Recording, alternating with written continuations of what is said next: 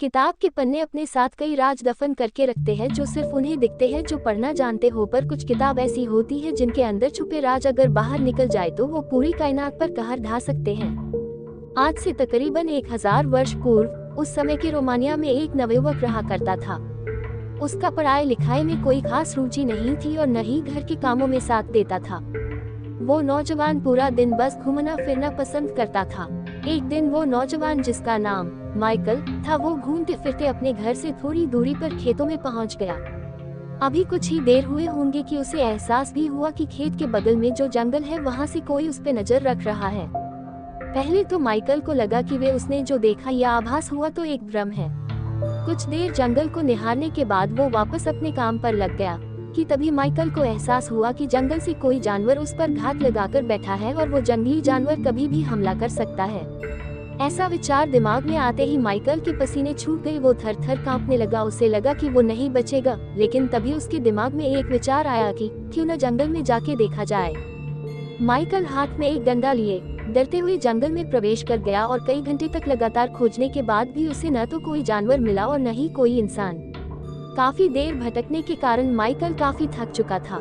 Michael ने अपने पास पड़े पेड़ की छाल पर बैठ गया और माइकल को बैठे बैठे नींद आ गई। कुछ देर बाद जब माइकल की आंख खुली तब उसे एहसास हुआ कि जहां वो बैठा है उसके बगल में एक झोपड़ी है। जहां तक माइकल को याद था कि जब वो पेड़ के कटे तने पर बैठ के सुस्ता रहा था तब वहां झोपड़ी नहीं थी। अभी माइकल सोच में डूबा हुआ था कि तभी सूरज डूब गया और जंगल में घना अंधकार फैल गया। माइकल के पास रोशनी का कोई साधन नहीं था, लेकिन झोपड़ी से आ रही रोशनी ने माइकल को बेचैन कर दिया था और जान बचाने का एक ही मौका था। माइकल डरता हुआ झोपड़ी में घुस गया। झोपड़ी में सिर्फ एक दिया जल रहा था। अंदर झोपड़ी में और कुछ खास नहीं था। माइकल की नजर झोपड़ी के अंदर एक कोने में पड़ी, जहां एक छोटा सा लकड़ी का आसन था और उस पर एक किताब रखी हुई थी। माइकल ने किताब देखते ही उसे पहचान लिया कि ये कोई धार्मिक और प्राचीन ग्रंथ है। माइकल ने किताब से एक अजीब सा जुड़ाव या खिंचाव महसूस किया।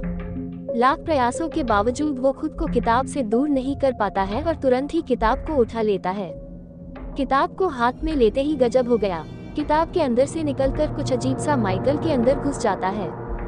माइकल अचानक से उग्र होने लगता है और आसपास के स्थान को तहस नहस करने के बाद किताब लेकर बाहर निकल जाता है, लेकिन कुछ दूर जाने के बाद उसके हाथ से किताब छूटकर गिर जाती है और किताब को जब दोबारा उठाने का प्रयास माइकल करता है तब वो किताब को उठा नहीं पाता। घोर गुस्सा व निराशा में माइकल जब घर पहुंचता है तब उसे एहसास होता है कि वो इस किताब के बिना नहीं रह सकता है, लेकिन किताब तो ला नहीं सकता क्योंकि किताब अचानक बहुत भारी हो गई थी। इसलिए वो किताब लिखने के काम पर लग जाता है। दिन रात एक कर जब वो किताब लिखकर पूरा करता है तभी उसे यानी माइकल को यह एहसास हो जाता है कि ये किताब बहुत ही जबरदस्त है और आने वाले भविष्य में ये किताब गदर मचाएगी।